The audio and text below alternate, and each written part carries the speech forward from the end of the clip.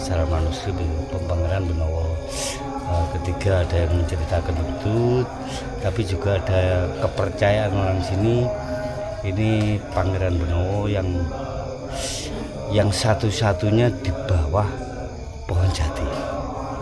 Jadi jati yang ada di sini itu tukul tanpa tinandur. Tukul tanpa tinandur, jadi termasuk masjid Girilaya Baitul Imin itu kayu jatinya itu dari sini dulu. Oh, ya. Dan menjadi keyakinan kayu yang di sini itu kalau dipakai rumah tidak bisa, tapi untuk dipakai umum bisa. Bahkan orang-orang kampung sini itu sebagian sesepuh-sepuh dari sini itu menceritakan gawe kok nggo cetik teko kene, kayu teko kene digadang-gadang ramateng. itu keyakinan orang-orang sepuh di sini dulu kayak gitu. Dan sampai sekarang diyakini oleh orang-orang sini kayak gitu. Jadi cerita dari Abah Heru coba dari kemana itu Ponorogo dulu pernah menemui saya di sini. Pangeran Benowo itu di Nusantara itu ada 26 titik. Nah, tapi menurut keyakinan beliau itu di sini itu kelihatannya paling sakral, paling energinya paling luar biasa. Jadi dulu saya juga pernah istilahnya pergi kemana-mana, cuman sekarang mengikuti, kalau sudah tua mengikuti kata hati. Ya rumah saya di Semungi kan dekat, ya hanya tinggal di sini saya. Milih Riyada ya cukup di sini, hanya gitu aja. Minangka cikal bakal sing babat-babat alas. Dulu keyakinan para leluhur kita kan gini, akeh tanah angker, banyak tanah angker, tanah kayu aeng, lemah sangar kan gitu. Jadi leluhur kita dulu itu untuk babat-babat di sini itu juga direwangi tirakat, untuk apa ya? Kena dinggani anak putu, kena dinggani anak putu direwangi tirakat. Jadi sebetulnya orang-orang kita, orang-orang Jawa itu kan asiknya itu kan masih mau belajar kepada alam. Satu, belajar kepada alam. Yang kedua, merasa berhutang budi kepada alam. Karena dulu itu waktu di mana? Di Pertapan Suci, di alam kandungan itu mangan sari-sari yang bumi itu. Lewat kanjeng itu mangan alam. Begitu lahir juga alam. Mengenai wong-wong Jawa meyakini kita itu berhutang budi sama alam. Begitu berhutang budi sama alam, kita itu mau ndak mau harus ikut memayu hayuning bawono.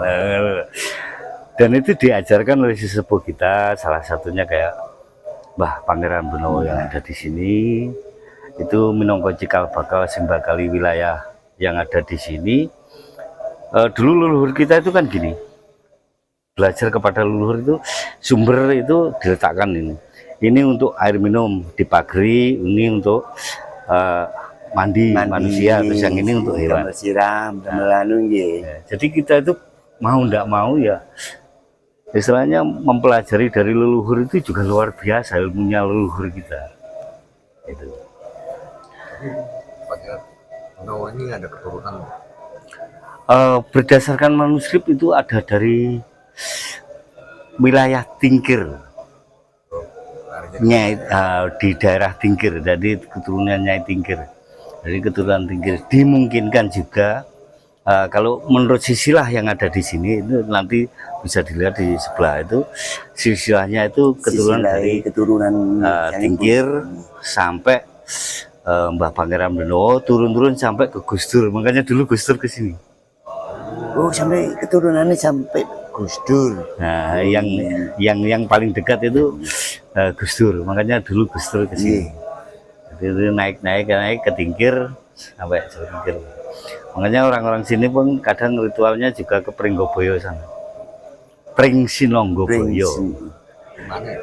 Di Lamongan, Joko Tingkir. Daerah Joko Tingkir ya, Lamongan. makamnya Joko Tingkir. Kan ada sangkut pautnya juga sama Songgaling kan ini. Jalan Sama Songgaling kan juga ada sangkut pautnya. sama Saunggaling. Kalau dilihat nama Sultan Trenggono dimungkinkan. Iya, karena saya Kemungkinan ada- masih ada keturunan. karena aku pernah ke Songgaling itu silsilahnya itu ada Pangeran Benowo. Ada Pangeran Benowo ini. Jadi kalau dilihat dari puncaknya, Joko Berak itu kan keturunan dari Sultan Trenggono yang di selir yang ada di desa. Terus membawa sawung dari desa Galing, makanya daerahnya desa Sawung Sambung Galing. Galing. Itu waktu Adi Jagul. Itu menurut sejarah Surabaya kayak gitu kurang lebihnya. Jadi kalau dilihat dari atasnya Sultan Trenggono jelas ada. Berarti yang saniki kan itu sing kata sing kang lali kali leluhur, mboten menghormati ya nggih. Iya. Gini, kalau orang lali dengan leluhur itu kemungkinan kurangnya sharing, kemungkinan orang tua sepuh-sepuh itu kurang menceritakan, ya satu itu ya, kurang menceritakan. Terus mari kuno ada peradaban yang menganggap oh itu kuno, kayak anak muda menganggap itu kuno.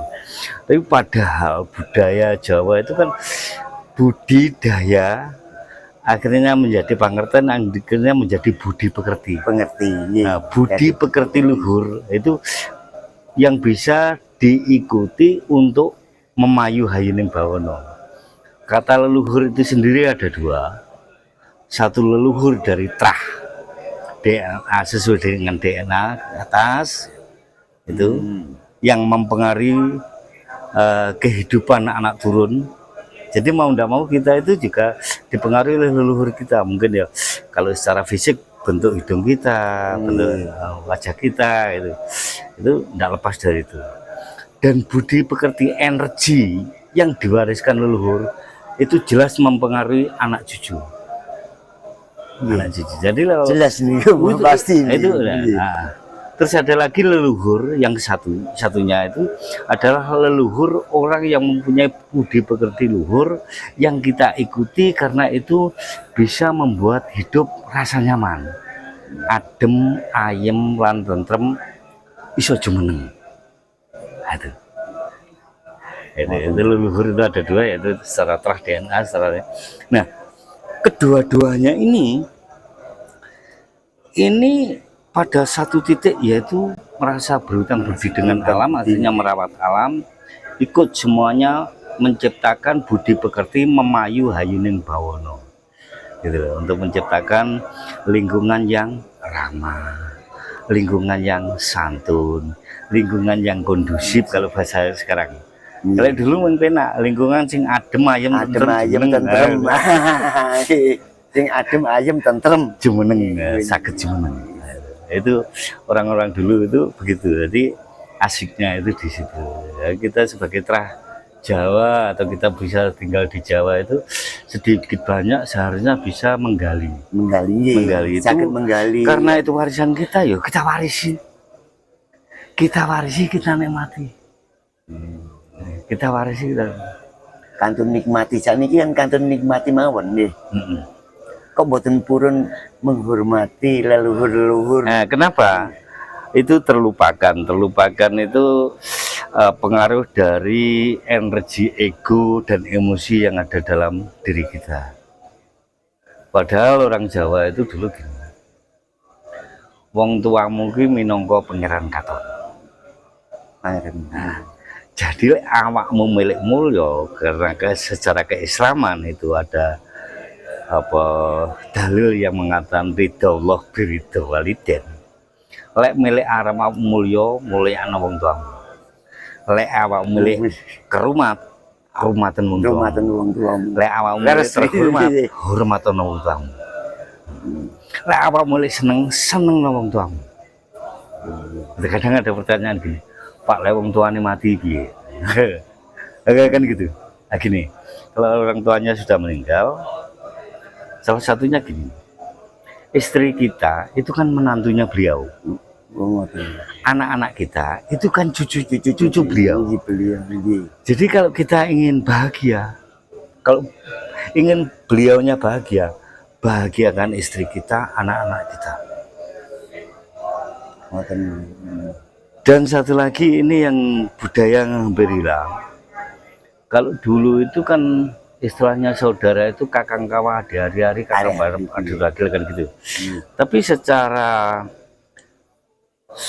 education, secara pendidikan, secara psikologi, yang namanya saudara itu tunggal getih tali pusar.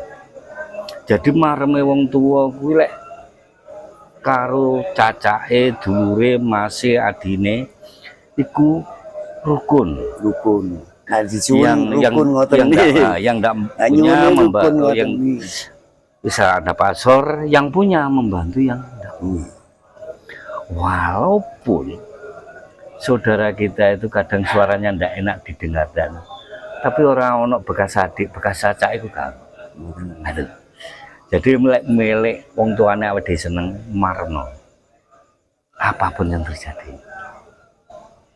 Jadi setelah kita membahagiakan mereka, wong tuane ade seneng.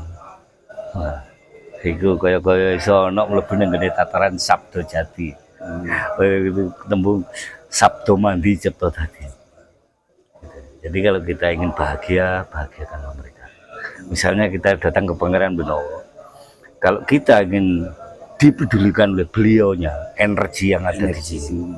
Dan di sini menyimpan cukupannya asapnya beliau, rekaman jejak beliau, energi beliau selalu memancarkan energi positif, mempengaruhi di permukaan.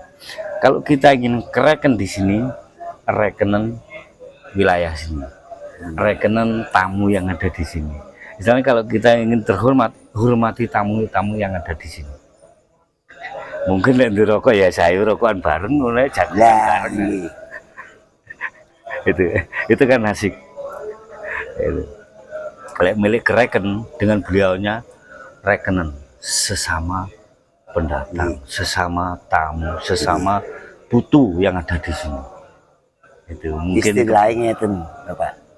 Aku adalah kamu, kamu adalah aku. Nah, ini kucing abot harus iya. Tapi gini, untuk proses itu nanti kalau didasari yang mendasar kita kan ada dasarnya untuk itu. Untuk itu dasarnya itu gini. Aku ya kowe ya aku tunggal urip nang alam dunya padha-padha ngakoni anan jati. Nggih. Tapi abot songgone niku. Ngapunten lho niku. Itu proses-proses kayak gitu itu nanti kita kumpul-kumpul, sharing, kalem-kalem itu bisa merasakan. Bahkan kita dengan tumbuhan itu juga gitu. Aku ya kowe ya aku tunggal urip nang alam dunya padha-padha ngakoni anan jati. Saniki kan ego nih. Aku ngoten nggih. Ngapunten nggih. Nggih. Kan abot songgone lah aku adalah kamu, kamu adalah aku. Niku songgone sebaling abot niku. Nah, itu kan mboten nyadari terjadi kan big question, tanda tanya besar. Kenapa itu terjadi? Sekarang kan gitu. Kenapa itu? Waktu niku kembali malih. Oh, bener nggih. Aku adalah kamu. Oh, bener kan. Pelan ketika pelan. Niku lers lho niku. Ya. Akhirnya kembali. Oh, aku ya pernah nglakoni ngoten. Awalnya anu nggih. Wah, adalah aku. Ternyata pas waktu glondok, oh iya padha. Ngoten nggih, ngapunten nggih Bapak nggih. Kan kata yang ngoten niku. Apa malih lah yang suki. Waduh. gak ngereken karo tiang sing ngadep-ngadep niku mboten ngoten niku. Itu biasa. enggak apa-apa, Mboten itu menghargai juga privasi. kemanusiaan. Namanya manusia Lumrah. ini. Karena kita dalam proses itu tetap di dalam proses kelumrahan. Cuman yang lebih asik kita itu manusia. Seharusnya ngelakoni lumrah menungso Lumrahe dadi man. menungso lumrah. Nggih. Perkara lumrah kewan ben-ben dilakoni kewan kono. Awake dhewe menungso kudune nglakoni lumrah menungso dadi menungso lumrah. Tapi memang ngelakoni ngoten niku paling wabot aku aja lah kamu memang ngapunten gitu. Niku paling wabot niku. Abot songgone niku. Untuk proses ke situ lebih cepat itu diilmoni, Pak. Diilmoni dengan dasar-dasar mengetahui sedikit banyak asal-usul manusia. Asal-usul manusia itu gimana? Nah, asal-usul manusia itu kan satu pertama itu munculnya itu kan dari rasa kasih sayang kedua orang tua kita yang luar biasa, akhirnya menciptakan suatu hubungan yang gembel golong giling, satu tujuan untuk menikmati hidup. Muncullah benih tes spermatozoa sama induk telur ketemu, akhirnya ngumpul, pecah jadi sel-sel. Sel-sel ini satu jadi dua jadi empat jadi 8 jadi 16 jadi 32 dan seterusnya sampai sel yang ada dalam darah itu akhirnya pecah lagi berubah air, sel-sel keluar. Itu sisi orang Jawa diarani kakang kawah. Kawah ari-ari yang melindungi. Terus adi ari-ari bagi orang Jawa itu yang menghubungkan plasenta kita dengan tali besar, itu yang memberikan makanan. Di luar ada bangunan apa paving sampai di luar sana muter lagi paving hari ini apa keramik.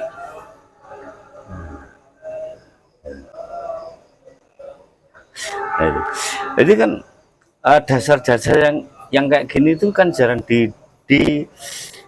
dijelaskan, jarang dijelaskan, jarang dimengerti. Kenapa?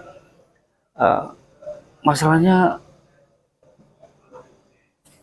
ada pertanyaan begini, salah satunya buat itu advantage-nya, keuntungannya itu apa, ribetnya itu apa, atau mempelajari itu. Orang-orang sekarang kan gitu, yang diinginkan kan ribetnya, nah, sedangkan mempelajari itu sebetulnya keuntungannya banyak. Jadi mengetahui asal usul kita, terus akhirnya kita ada proses kesadaran. Akhirnya untuk proses kesadaran pasti proses kesadaran. Jadi itu pecah dulu sampai 120 hari berdasarkan keislaman, ditiupkanlah Nurullah nama Nur Muhammad mancing. Kayak orang Jawa dihitung tolong serapan makanya diteloni Nur Muhammad itu pecah mak ganjang ini. Nah, bulan nah proses air ini yang normal akan kawah beda. Ada dalam bukan cabang bayi. Nah setelah lahir nangis begitu dia bilang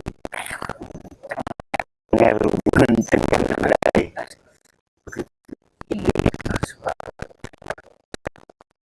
dari itu.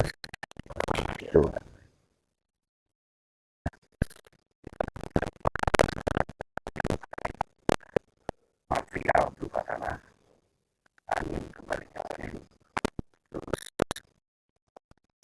kembali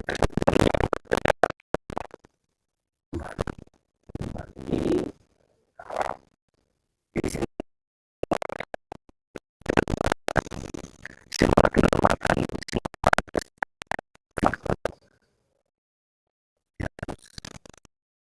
sungai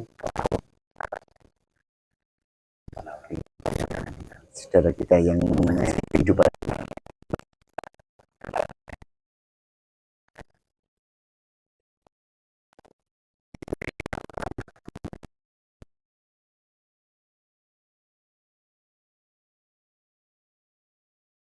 dan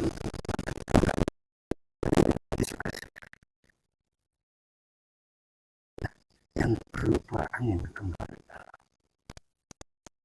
itu di dalam kehidupan ada CO2, ada karbon dioksida yang kita setiap hari kita aja dilindungi paringi oksigen buat maringi saudara kita ini.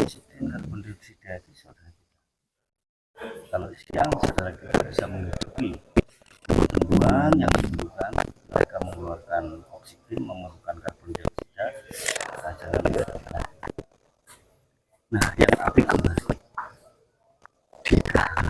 Ganget. mengenai tanpa api kita tidak bisa hidup sampai muncul daya energi kayak yang suryo, sang yang suryo. Jadi setiap di bawah sang yang suryo akan mengalami berubah setiap detik, setiap waktunya. Makanya mereka semua, aku yo kowe aku tunggal urip podo-podo itu untuk belajar. Tapi ingin iki keimanan yang ini kira di kandak nenek musola ngapunten yo. Engko dengan fikih, dengan toreko, hakikat itu salang suruh. Kalau dengan hakikat monggo, dengan makrifat monggo. Tapi kalau dengan fikih, dengan syariat, ngapunten itu agak entenan. Jadi apapun yang terjadi mereka saudara kita. Angin juga saudara kita. Kalau kita itu berhubungan dengan angin agak mesra. Mesranya itu gini, kita semedi dengan olah pernapasan. Ambil napas pelan, ditahan, dan setelah itu dikeluarkan pelan. Itu kita bercengkrama dengan saudara kita. Ada keasikan di situ. Begitu ada keasikan, itu nanti begitu ada kesegaran dalam tubuh, akhirnya merindukan. Makanya orang Jawa bilang pakulinan iku ndadekne katresnan. Oh, pakulinan kuwi ndadekne katresnan. Nah gitu. Itu asiknya orang Jawa. Jadi kalau kita sering bercengkrama dengan saudara kita berupa angin, ambil napas pelan, ditahan, keluarkan pelan, lama-lama kelamaan energi sel-sel yang ada akan berkembang. Dan itu akan tidak terjadi stroke kalau orang itu rutin melakukan itu. Bahkan kalau itu diarahkan pada satu titik, misalnya ini kan pelan, diarahkan ke tangan, diambil pelan, diarahkan ke sini, ngandap teng. Nah, kalau diarahkan di sini ini kan tidak apa-apa, tapi ini kan kuat. Nah, ini dalam ilmu persilatan bisa digunakan sebagai pedang. Yang lainnya kan tidak apa-apa, tapi ini, nah ini terpenuhi dengan sel-sel yang dikembangkan. Itu nanti kalem-kalem kalau kita merasa sakit, kita kenakan itu pelan-pelan sebagai kesembuhan. Itu kita bercengkrama dengan saudara kita. Ya. Asiknya di situ. Kalau kita ngawerwi, itu lama-kelamaan menjadi budi pekerti orang Jawa. Leluhur-leluhur kita sampai dibilang sakti mondro, sebetulnya enggak. Sebetulnya karena mereka peduli dengan saudaranya. Nah, peduli dengan saudaranya. Itu keasikan yang kayak gitu lah.